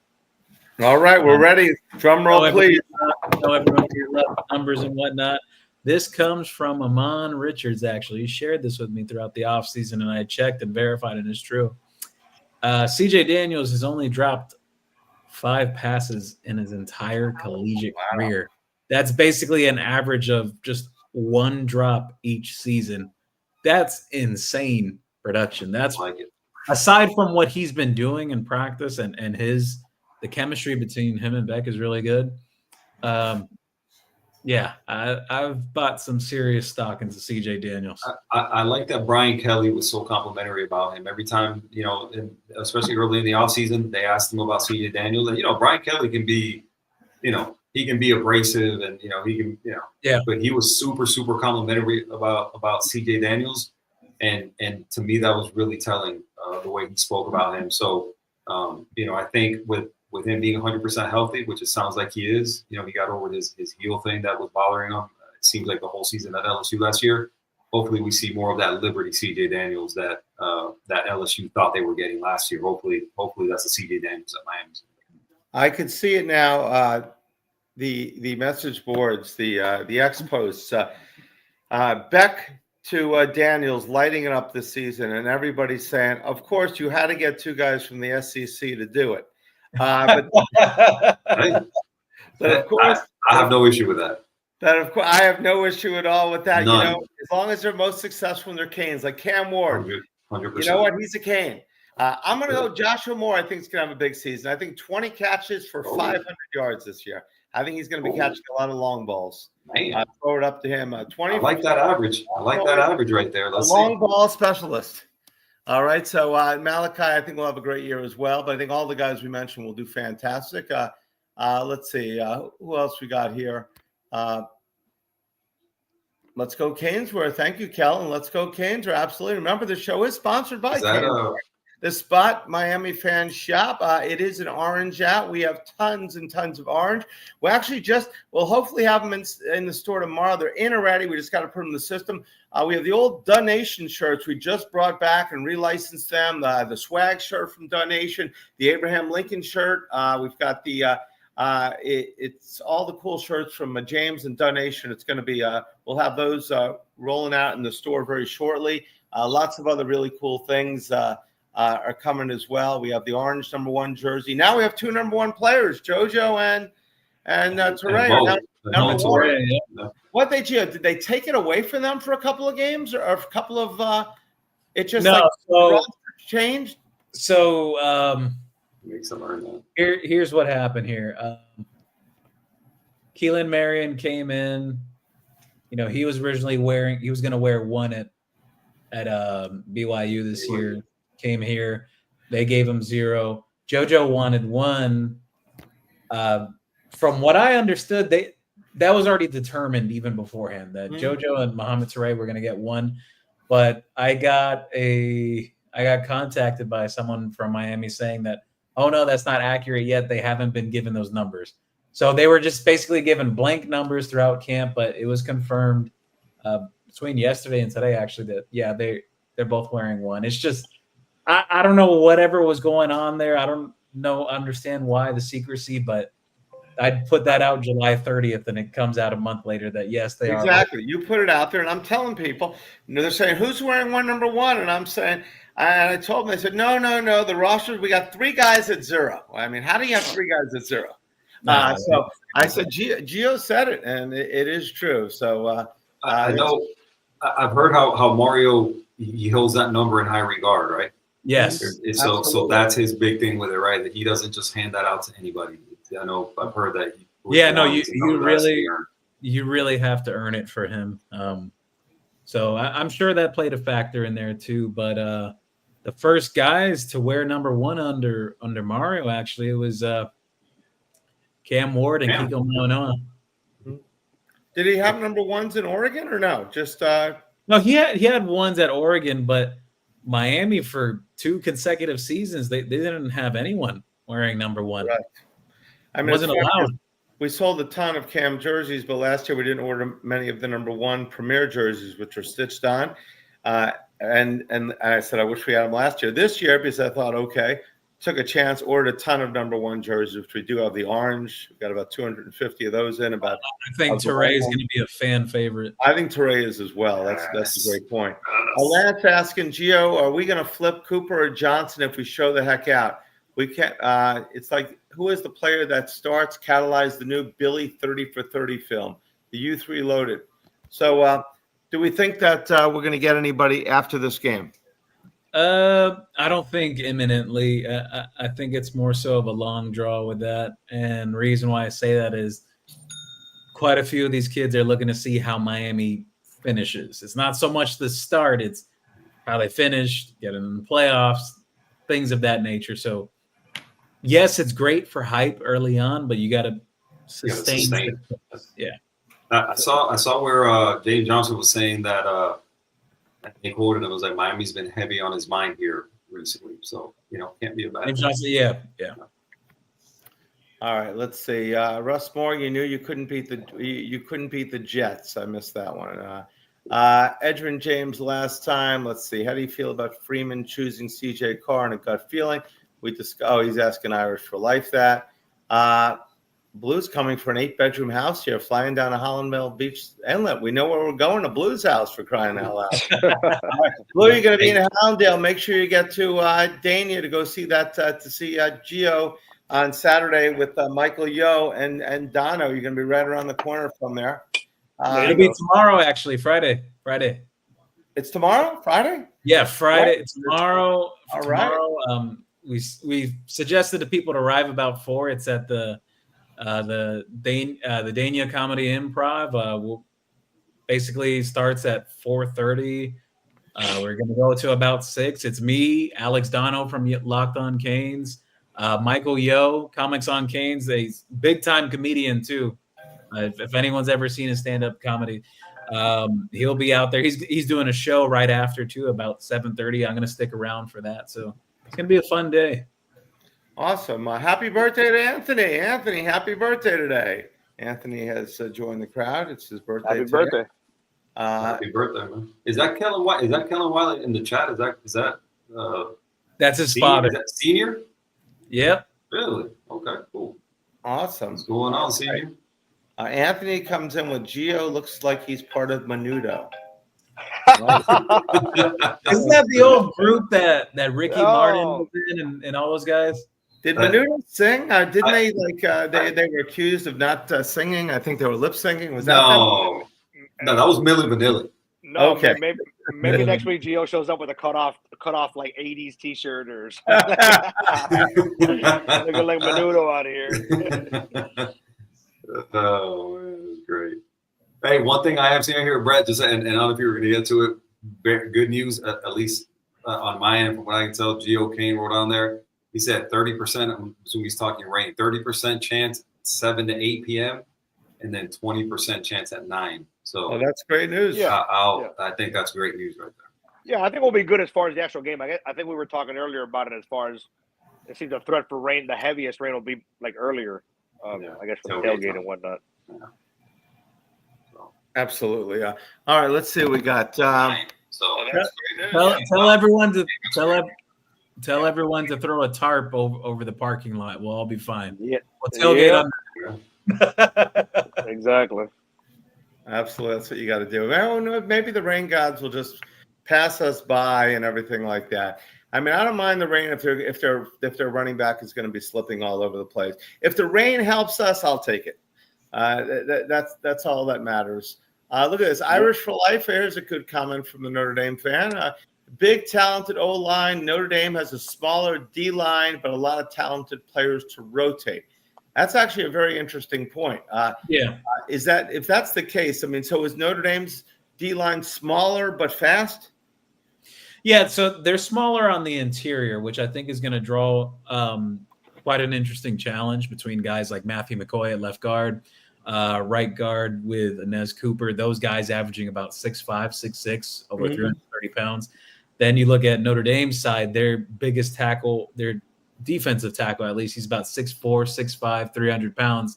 The other guys all averaging 6'1" or 6'2", anywhere from 270 to 280 pounds. You know, that 50-pound, 5-6-inch difference, linemen going head to head, they may have a little more leverage in terms of, you know, lower center of gravity, but those guards or interior linemen in the center, Tommy Brockermeyer, they get their hands on those defensive tackles, they may be down on the floor before the play is over with. Yeah, Cooper and McCoy, I'm sure have to like those numbers for sure. And hey, real quick, Jill, so is it official? Is Matthew McCoy officially starting at left guard, or is that everybody assumes, or what? I expect McCoy to get the nod, That's but the Samson Okunlola is going to play quite a bit this year. Cool. Yeah, Matthew McCoy is a big old boy, so I'm happy to hear that. All right. Vegas Ken, every time I see Nussmeier, they always have to mention that his father is a football coach. For what team? What team is Nussmeier's father a... Isn't his father... Doug, is it Doug? Is it Doug Nussmeier? Doug Nussmeier. Doug Nussmeier, and I believe he's been an OC, I believe, in the NFL, quarterbacks coach, that kind of thing. I'm not sure exactly where he is now. I know he was a player. He was a quarterback in the league, and I think he's been an OC and a quarterback coach. It's Doug, and he's currently New Orleans Saints OC. There you go. Yeah. So it's all right. Cool. Convenient for both of them, right? Being right there in New Orleans and Baton Rouge. So. Let's see. Anthony Cotton was known for having a cannon coming out of high school. I don't know what people talk about when they say he has a noodle arm. It looked like that because he was dealing with an injury. Who was that? Cotton? Carson? Is he mean? I didn't. I'm not sure. Where is the Anthony Carson? He's saying that people are saying Carson has a noodle arm. I actually haven't heard that. That Carson Beck has a noodle arm? Yeah, that ball flies up his That's arm. crazy. I don't know who's saying that. Maybe just to go ahead and listen. Just like there will be no crowd noise or the crowd will be 50-50. Keep believing that. Keep believing that Carson Beck has a noodle arm. Exactly. Don't know what to tell you on that one. That you couldn't be further from the truth on that one. Okay. So Anthony's saying Carson's mobility is similar to Aaron Rodgers. He's going to give you the yards that you want for a first down, but it's not going to be for 60 yards. Would you compare his running ability to Aaron Rodgers? I mean, I wouldn't say it's a stretch necessarily. I think, listen, I've seen Carson Beck take off with the ball and not slide. Like Carson Beck isn't a little dude, especially like his bottom half. Like he's got big legs. He's a guy who he moves well, doesn't necessarily shy away from contact. So I guess running abilities, I guess are similar. I think Rodgers is probably a little bit better athlete than I think people give him credit for, and I think the same goes for Carson Beck. Mm-hmm. Gio, is Anthony's asking about a list of 27 quarterbacks they're going to be at the Notre Dame game on Sunday. Yeah, so you got them all right now, please. You got 2 5-star quarterbacks that'll be out there that are attending the game. That's Jaden Wade from IMG Academy, and then you also have oh my God, what's his name again? Neiman Lawrence from Miami Northwestern. Oh wait, no. Hold on. Marcus, I think. Has he reclassified? Those are 2028 guys, but Neiman's a 28 guy, right? Neiman is, I mean, it's like one of the worst kept secrets. He's expected he's going to reclassify. Reclass to 2027, yeah. But hold on, my mind totally skipped me there because I said 2028 guys. I have like over 100 names here. I released this earlier in the week. Let's see. No 5-star QBs there, at least for 2027. But let's see. Yeah, no 27 QBs, but in theory though, Neiman Lawrence. All right, Mondo, can you confirm that? Hold on, let me go to my sources. Yeah. Let me text him real quick. Mondo is the junior. Mondo and Brett are the junior recruiting analysts. We have a list right here, of course. Let's see. Trying to keep up. Steve Sharp from Montreal joining the show. What's up, Steve? Welcome to the show. Steve comes down. He's coming out of the game from Montreal. I mean, he told me when he buys tickets, they say, "Where is this from?" Montreal, Canada. You're coming to the game from Canada? Wow. I mean, it's the great thing about CanesWear. People come from all over. They come from Canada. They come from all over the country, and it's a wonderful thing. If you're a Canes fan, no matter where you are, no matter what you wear, if you wear Canes items, someone is going to throw up the U. You could be in Virginia. You can be in Detroit. Yeah, you can be in Vancouver. Wherever you are, they're going to throw up the U. And that's a great thing. It's an international program. That's for sure. I was in Rome. I was in Rome wearing a Miami shirt, and somebody threw up the U at me walking through the streets of Rome. All right. You were in Rome. That's amazing. Rome. Anthony, can you read the last comment? Yes, Anthony, I will go to your last comment. And people forget Carson had the most drops in SEC for receivers and tight ends last year. I think that's your last comment, and we totally agree on that one, Anthony. He did, and we believe Carson is going to be phenomenal this year. I'm predicting him to be the number one pick in the draft, but I'm going on the line. I had Cam Ward at 16-1. I have not seen the odds on number one pick in the draft yet. Have you, Mondo? Not as far as a number one pick. No, I have not. Not as of yet. Thank you. If anybody wants to know what's on the Hard Rock, I'm Mondo. I gotta make one side comment. Did Juan Manuel with some of these comments? Man, I know that. They're killing me. Like the Dora one, I was like, you can read them, Gio. I was looking at him when he's talking to Irish in there. You can be the reader of those special comments. You want me to read them? Sure, why not? I think I have about 18% of the battery here. Juan Manuel shared here. He said, "I thought Rudy was a myth, like Dora the Explorer with her backpack before she reported." Oh my God! Wow. Just Florida State wore those Dora the backpack turnover backpack. It's true. Yeah, those were really cute. Those are the cutest thing in the world. So cute. Irish for Life 99 said, "I still have nightmares of that turnover chain in 2017." You remember? The meme from around that time? It was the quarterback sitting on the sideline with the coach in front of him. It was all I know is that we're black and they were wearing gold chains. The Irish for Life is confirming that movie was 87% fiction. Rudy. So if you had the under 87, you are actually going to win. Congratulations. It's 87% fiction. Canadian Canes, Steve Sharp in the building. Go Canes, beat Notre Dame. One thing about Steve, he showed me his car. He drove down from Montreal. His car, his license tag in Quebec is U Miami. He says, everybody looks at this and says, what is that? U Miami. Luckily, he has he has the Miami Hurricanes frame around it, so it takes people a few seconds to figure it out. But he's the guy. If you see U Miami in Quebec, you know it's Steve. Stop by. He's out there around those French-speaking people. They don't know what the hell U Miami is. I know U Miami. That part of the world. They say they're saying we're going to Hollywood, to the beach. That is. That's right. Let's see. Rudy's still interesting though. It is a good movie. Brett, knowing that this has been Anthony, knowing that Carson likes to target the tight end, I think Elijah and Alex are going to be about even when it comes to targeting the receivers.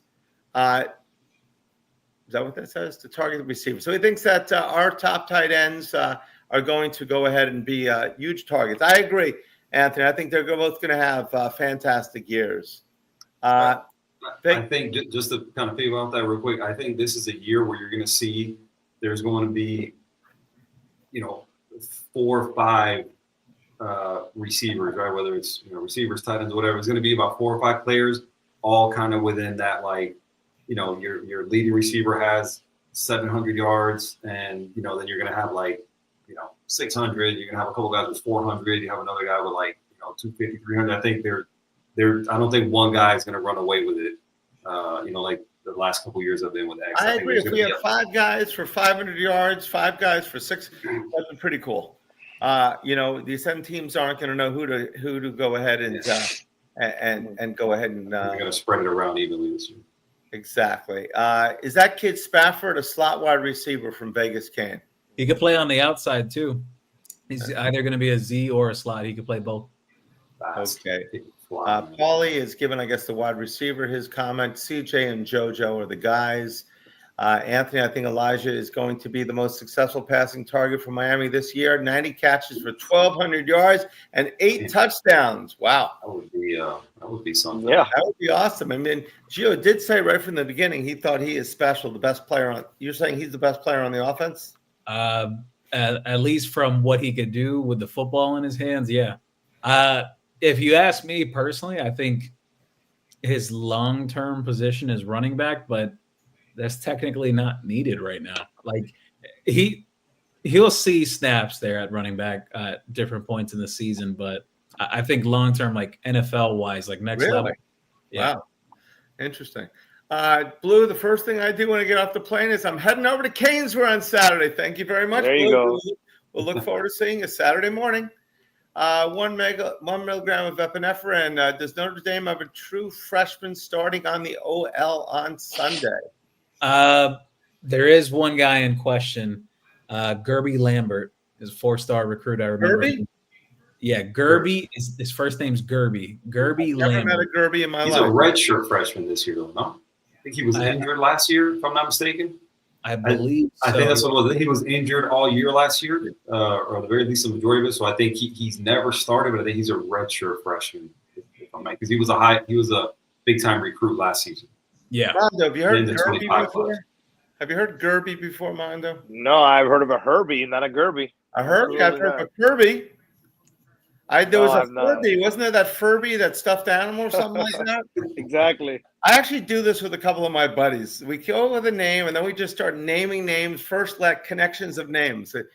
My wife says that when I'm on the phone, my buddy Nick or Al, it's like you two just have such a great life. That's another story. That's the next podcast. The women in our lives. Brett Gio, Jake, great seeing you all. He's saying hello to the star-studded cast. Anthony, before you, Brett, go, can you read my last few comments? Gio, I may have missed them. Can you read Anthony's last few comments? I think we already did, actually. I thought we did. No, you already did. You already did. We already did. Okay. If there's anything else, Anthony, just rephrase them again. We'll get to them again.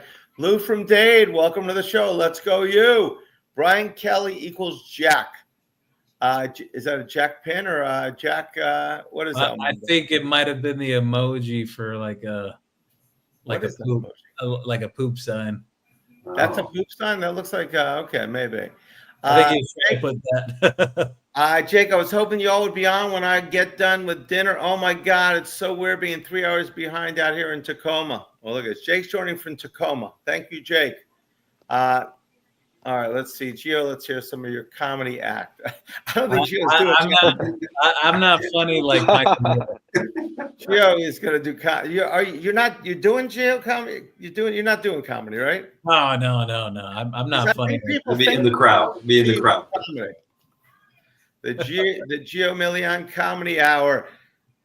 He's not just a rock star with that hair. All right. Let's see. One more.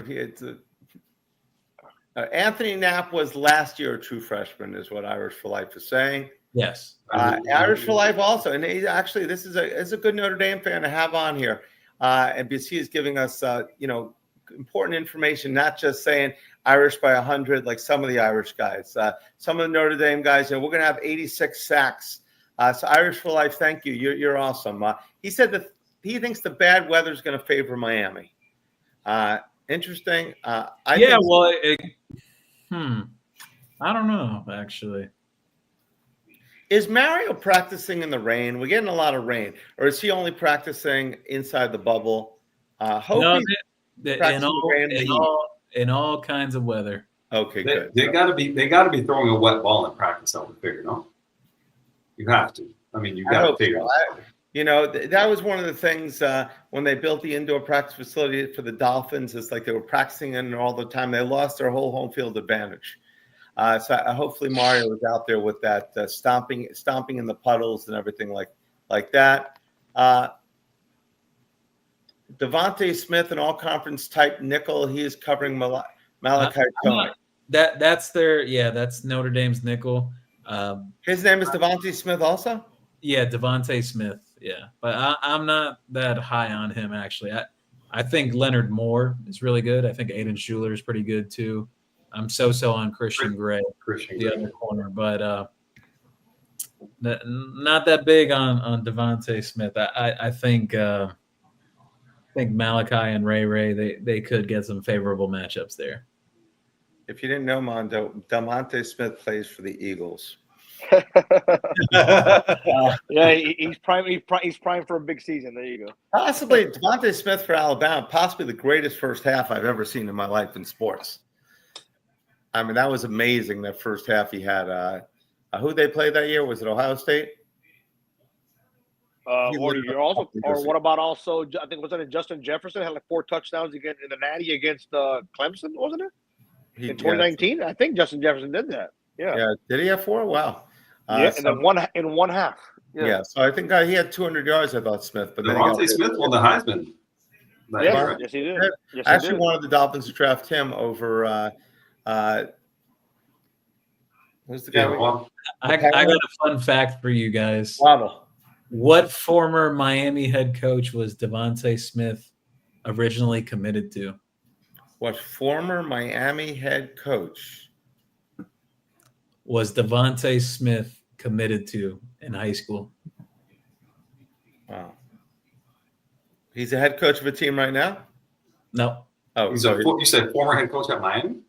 He was a former, so he wasn't a coach. So it was Al Golden? No, it have to be after Al Golden. Yeah. If he was a Miami head coach, who was it? Who was after Al Golden? Manny? No, who?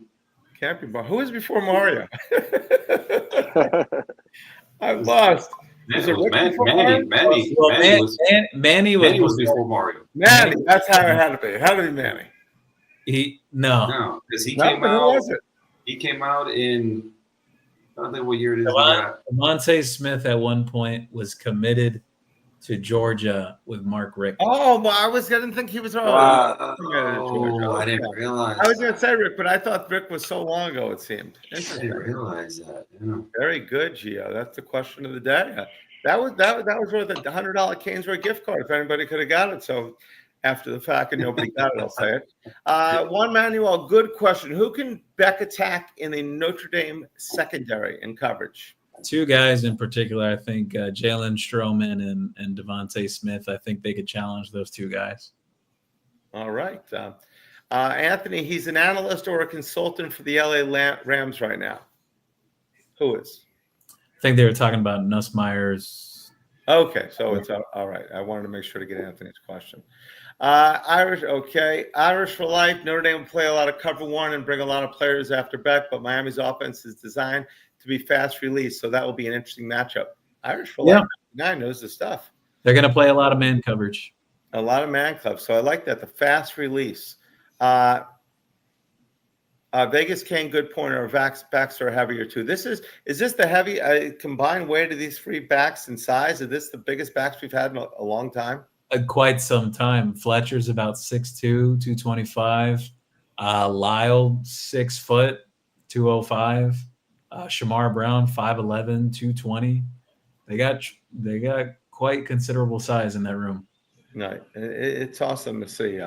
If we stay healthy, this team's going to be tough to beat. Those 3 are yoked, man. You see the picture of them dudes like practicing the whole game. Yeah. The dudes are. Oh yeah. The dudes are built the right way, man. So Notre Dame, according to Irish for Life, was the #1 blitzing team in 2024. How is that going to play into the Canes' game plan, do you believe? Well, Miami's got a really good offensive line, so iron sharpens iron. I said this earlier when I was speaking with Amon. I think Miami has 2 guys that have shown a higher ceiling as pass rushers in duration of their career, like Akeem Mesidor and Ruben Bain. But Notre Dame's got quite a rotation there at defensive end, just like Miami. Miami's got quite a few guys that are going to rotate. Notre Dame is too. So we'll see how both lines hold up throughout the game. The team that wins on the line of scrimmage is going to win the game. Would you say that? All right. One of their ends is like 6'7". So Yeah, Bryce Young, Bryce that's Young. 6'7", 271. Yeah. Do you think we'll rush for more yards or pass for more yards in this game? I think pass for more. You think we'll pass for more? Interesting. What do you guys think? Rush or pass more? No, absolutely pass. Yeah, Pass. I'd go. Right. Oh yeah. I'd go pass. All right, then I'll be the. Yeah, because you got to chuck up Beckford at the very minimum bottom barrel, 200 to 250 yards at least. Yeah. I mean, I don't think we're going to rush. I would love to rush for 200, but that's a tall order, obviously. Mm-hmm. Maybe each back will go for 100 yards. We'll get 300 yards. Beck will get 50. Like I said, I hope so. Beck will get 50 on a scramble down the sideline. Who is it that did that in the national chat a couple of years ago? Was that the quarterback of the Jacksonville Jaguars, Clemson? You remember he went down the field like 50 yards? Trevor Lawrence, exactly. It's always great when a big, tall quarterback does that. Let's see. South Florida defense looked good today. Yes, they did, Jacoby. We'll hopefully not have to worry too much about them until we're 2-0. Carson Beck is a strong arm. He's a former third baseman. I wasn't aware of that, was he? Wow. Can someone tell me what baseball program Carson Beck was committed to? University of Florida. There you go. Good job, Q. Saints OC, didn't know that until he looked up now. I'm not trying to sound homerish from Irish for Life, but Notre Dame probably is the best two backs in the country. Not one, but two. Love and Price. Interesting. I like Jeremiah Love. I did get into a little bit of a debate with a Notre Dame media member who basically kind of proclaimed that Love is a generational player. I think he's a great player. Generational is very much a stretch. I think generational that term is too loosely overused. Yeah, they used it too loosely. Oh, yeah. They used it way too loosely. For sure. Listen, man, generational at running back. You know what you have to be generational at running back? Yeah. Mm-hmm. I when I think of generational, I think of guys like Adrian Peterson. Yep, nailed it. Yeah. 100%. That's generational. Jeremiah Love, I mean, again, he's really good. I saw a practice video of him not too long ago. He was on the skeleton drill, the whole deal. Like, his footwork was impeccable. I mean, don't get me wrong. The guy's a super athlete, super running back in the whole deal. But I don't think he's done enough in his career at this point to be tagged as generational. I'm not seeing that. I'm not buying it. All righty. I'm going to get to a few more questions since Mondo is going double dipping and gone 2 shows in a row. Let's see what questions we can get to. Zone coverage, Juan Manuel saying, are they good at the zone coverage? I guess he's asking Irish for Life that question. Juan Manuel's got his own show going on the side here. We'll have to charge him a brokerage fee.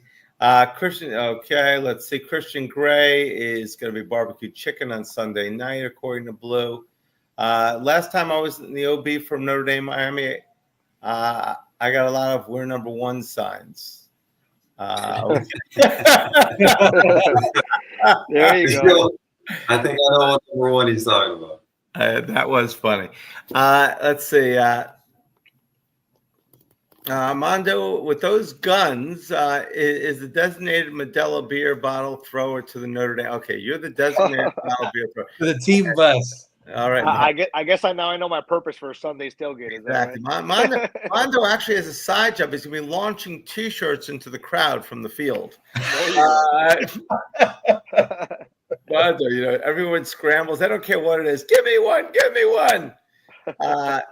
Let's see. Jake has a son's wedding on Sunday. Everybody, please tell us your personal plans. Thank you, Jake.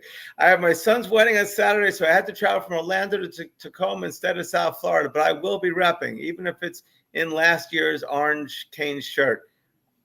Brett, I got it. Well, I appreciate that. But your son is getting married on the Saturday before Notre Dame, Jake. We will have to discuss that, okay? We will Yeah, have I mean, a lot about that, right? who scheduled the wedding? Well, first of all, man, on that have you seen Saturday's slate of games? Yes, man. Like, Amazing. I mean, My whole weekend. my nephew's wedding was the day I was Sunday morning after the Florida game last year. man, But a wedding.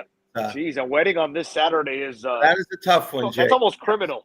Yes, 100%. Well, wear that orange shirt. I'd say you wear a Canes orange shirt to the actual wedding. Now that There will you be, go. you will Oh, yeah. stand out, at least under the tuxedo. Oh, Okay, 1 minute. Brett smoking broccoli. Yes, I am. Back number one. Because Ward was number one. I just have a weird feeling. And didn't Dawson say that Becca's going to be number one too, or did he say he's going to be a first round draft pick? I think he said first round draft pick, but All right, so Brett just pushed it up to one. All fall weddings should have a federal ban. They should. You're absolutely correct. Steve Sharp. Steve from Montreal. I am teaching each French guy and gal about the U and recruiting as hard as Mario to increase the Canadian fan base. All right, we could use some. We've had some Canadian players at the U, haven't we? yeah, they have. Oh, yeah. First that comes to mind, Brett Romberg. Yep. Couple other guys. Wasn't Sherko Haji Razuli? Wasn't he from Canada? I believe so too. Yeah, Possibly, him. yeah. I think so. I believe so. Yeah. Richard Mercier. as Mercier. well. Yeah, There you go. Mercier. Mercier was awesome. Yeah.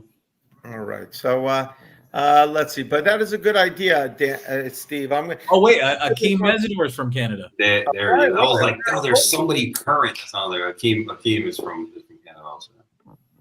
All right, let's see what we got here. Missed a couple here. Okay, let's see. Sorry, Brett's scanning. As Josh Pate mentioned in the preview, he believes the game will be won or lost in the trenches. Can Miami stop the run? If they can, it'll make CJ's life more challenging as a newbie. I agree. If we can stop the run. And did he do much against Ohio State last year? Didn't they shut him down? Didn't they shut down the Notre Dame running game? Ohio State last year, or no? Did he? Yeah.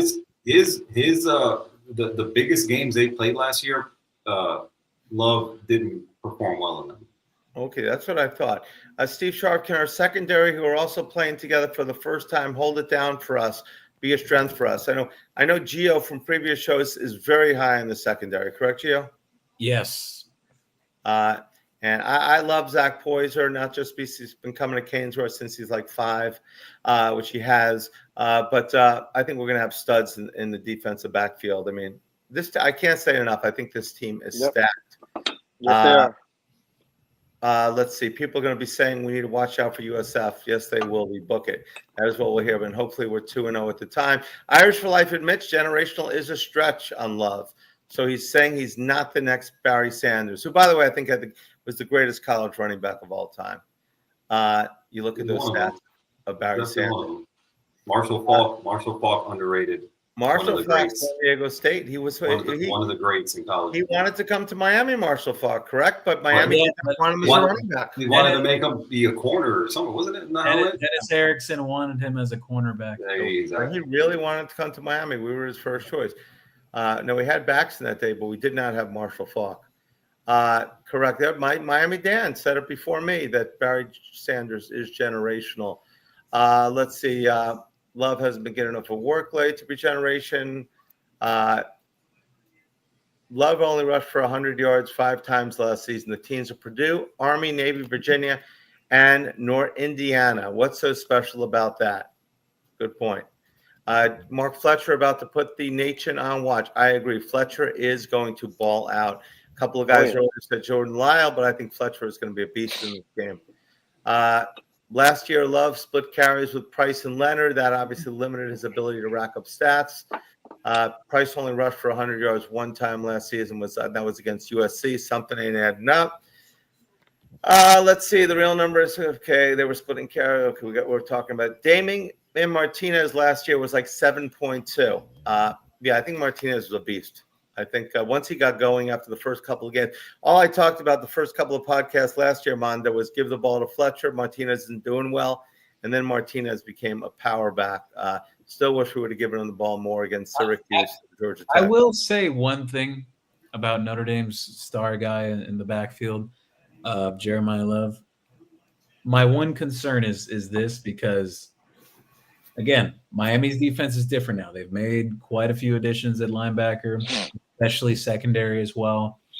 Their Achilles heel last year was their secondary. Their run defense was good. You look at the metrics, they were pretty good in run defense. But my question is, because the secondary last year, the problems they had were big chunk plays, big chunk yardage plays. Miami was like one of the worst teams in terms of giving up first downs against the pass. My question boils down to, can Miami contain the chunk plays from Jeremiah Love? Because he's one of those type of backs that he'll hit you with 3 yards, 4 yards, maybe another 3, maybe 5. But among those, all of a sudden, there'll be a 50, 60, 70-yard run because he is a home run threat. Mm-hmm. Can Miami contain that? Because that could break a game open too. You see, they're starting both tailbacks as kick returners. Yeah, I saw that. Are they really? Yeah. So those kickers better be putting that in the end. Absolutely. Let's see. Jake's fan. Sorry, Jake. His son's a Gators fan, so I think he was plotting against me. Now we got the rest of the story. I wouldn't be surprised. Pope Kane, do we see Minchie before halftime? I personally think we do, because I think we do because I think they will use him in the rotation. What do you guys think? Who in the rotation? Minchie. Well, what's the old I saying? think- When you got 2 quarterbacks, you don't have one, right? So, True. I don't know. I could bad there. Good like, point, Mando. Yeah, I don't know. Like I said before, I can see a scenario where CJ Carr plays the first half and gets replaced in the second half. With a true freshman, with a guy who's never played before, he's a redshirt freshman. He's never played before. I just feel like it's counterproductive to put him in, take him out. I just, again, you can't get in the rhythm of the game and the whole deal. I don't see it happening. Again, just from my personal opinion, I could definitely see a scenario though where he doesn't play well in the first half, and that gut feeling kind of turns into indigestion for Marcus Freeman, and he puts Kenny Minchie in the second half. I could see that being a scenario. yep. I shared earlier that, I think we could see Miami may see Minchie situationally. A lot of that has to do with bread and butter of Notre Dame's offense last year. But I do want to share the point that I think this is interesting because Amon played this game at a very high level. And he said earlier that Amon believes that Freeman's going to ride it out with Carr, good or bad, to not create a controversy. Concern, yeah. I just thought it's going to be some like wildcat type plays. Minchie's more of a runner, isn't he? Yeah, And they may have to, if the Hurricanes are going ahead and breaking down the line of scrimmage and getting to the quarterback, they may have to shake it up some way. Him and Love in the backfield, Minchie and Love. That's what I think. I think we'll see him, but we shall see. I'm going to tell you, Mondo may know this. I've been wrong before. That has happened. Yeah.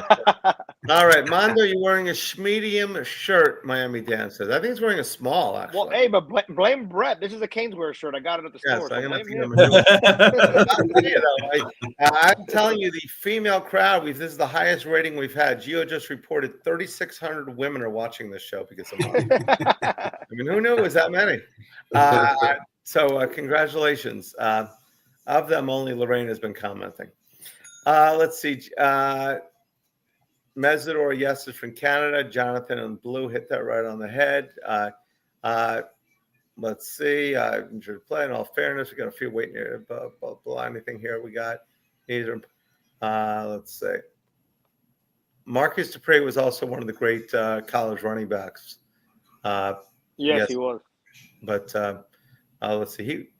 He had to leave Oklahoma, didn't he, to go to like the Canadian Football League or something like that? I believe so, yeah. Because he couldn't go to the NFL. or somewhere he went. It was a 30 for 30 on him, wasn't it? I think it was him. Yeah, I think That's you're right. it. Yeah. Damn, Notre Dame had 2,900 total rushing yards last season. That's amazing. Damn. I predict we're going to have 3,000 this year, but I'm going on the line. 2,500 is good. What did we have last year? 21, 2,200? 2,900 is a lot of yards. I don't know if Gio knows that one. I'm not sure what the rushing total was. 2,900 yards. They were more efficient, really, than they were just a huge amount of yards. You know, again, 5th in yards per carry and stuff like that. They were, in terms of rushing attempts, they were somewhere in like the low 30s or 40s or something like that. Like they weren't, you know, super prolific in terms of rushing attempts, but they were really good in yards per attempt. Irish for Life does say our Notre Dame fan is I don't think they will unless Carr is struggling. So Miami had 2,500 rushing yards last year in 13 games, almost. We had a Heisman Trophy caliber quarterback. So yeah, that's more than what I thought they had. Exactly. I mean, again, when you consider what Notre Dame had at the quarterback position, and how prominent he was in that running game, Miami wasn't that far behind when you look at that total. No, not at all. 400 yards. That's 30 yards. That's 30 yards a game, and I think will rush for a lot more yards this year. Because I think Riley Leonard himself, I think he rushed for, you know, probably 600-700 yards, if I had to guess, somewhere in that range. Yeah. I mean, I want to run for 3,600 yards this year. I just want to keep pounding the ball. And I think Beck will be okay with it. I mean, I think Beck wants everybody will be okay with that. Exactly. So, 904 Kane says Notre Dame podcast says Minshew will not play unless he replaces Carr for the game. And Irish says the same. So he agrees with you, Q, that he probably won't see any action unless it's an injury. Poe Kane's going to see you at the Improv tomorrow, Gio. So,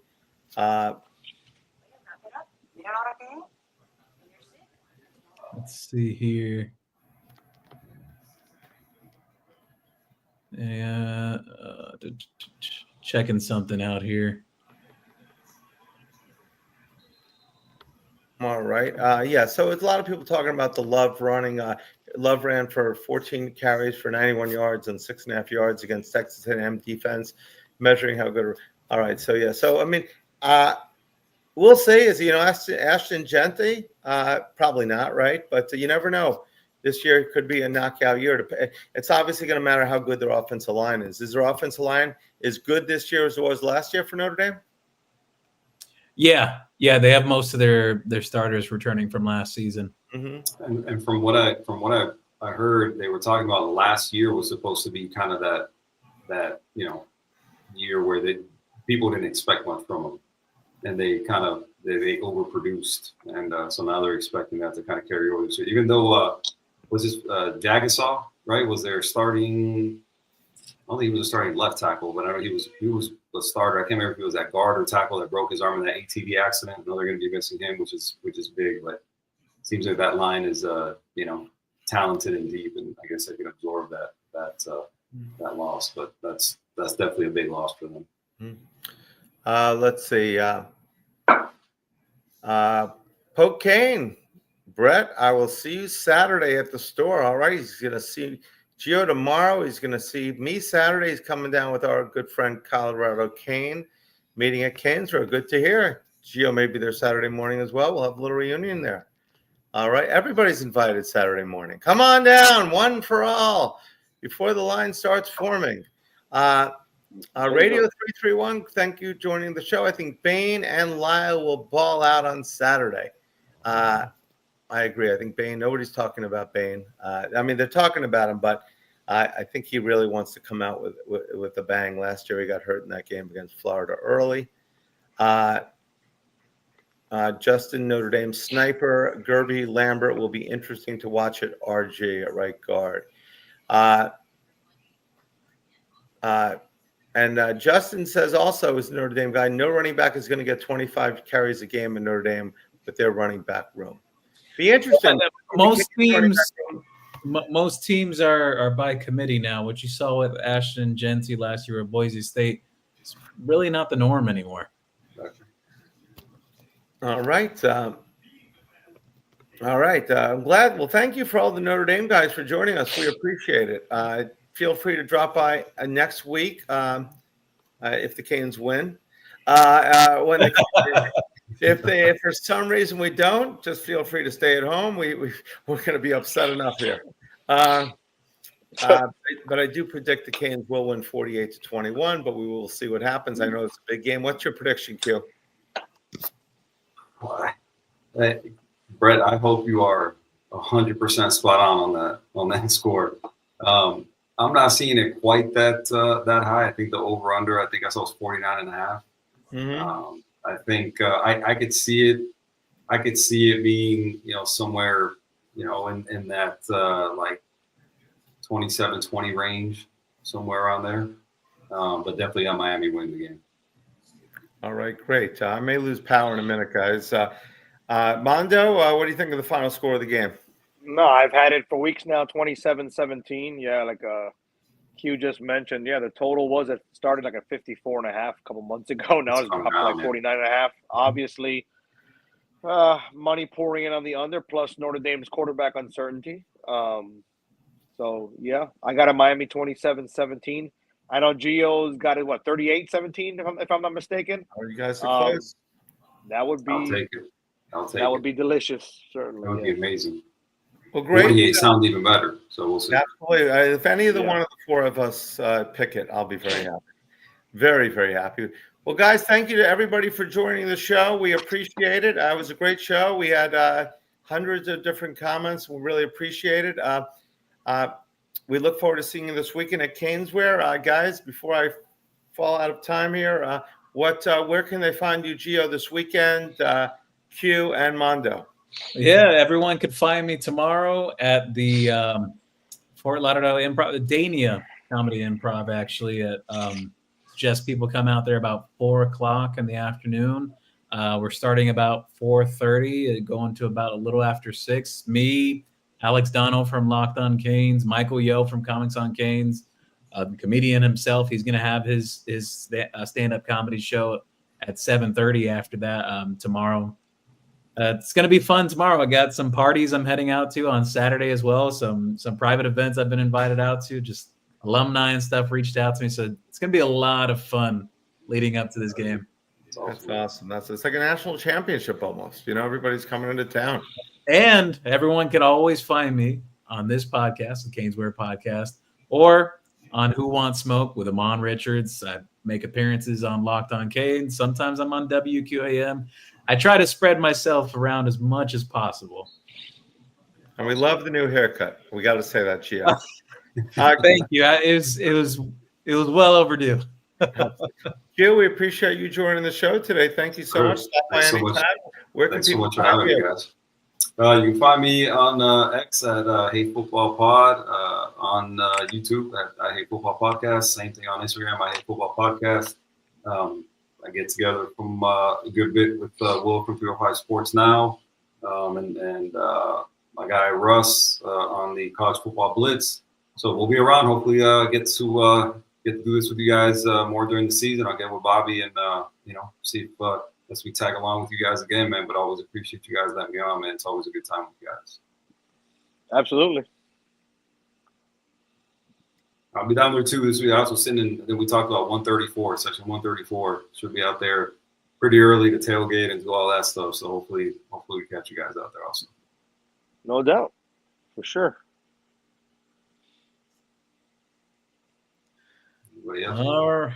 I think. I don't know if Brett froze. Is that what? I don't know what's in his brain, yeah. Frozen. He had mentioned something. He said he was about to lose power. Yeah. What the hell are you drinking there, Brett? I was like, what happened to Brett? There you go. That's funny. Oh, damn. All righty, everyone. All right, fellas. Take care. All right, man. Good to see y'all. Everybody in the chat. Appreciate you guys joining in, man. Go Canes, baby. Awesome. Go Canes. Go Canes. Let's beat the hell out of Notre Dame on Sunday. Y'all take it easy. Have a great night, guys.